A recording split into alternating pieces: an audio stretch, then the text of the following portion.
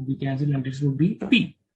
So here, yeah, there are two variables. One is B and C. You can add or subtract the like variables. Unlike variables, it would be remain the same. So there are two B's. P plus P would be 2B plus S plus C. Okay, now come over here. What are the variables over here? Two variables, C and D. Plus D minus D would become 0. C plus C would be 2C. Here it would be D plus E. And now over here we have two variables, E and F.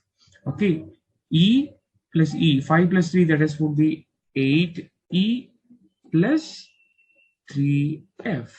Okay, now this is regarding the multiplication. If you multiply n number of variables, this would be F, G, H. This would be F, G,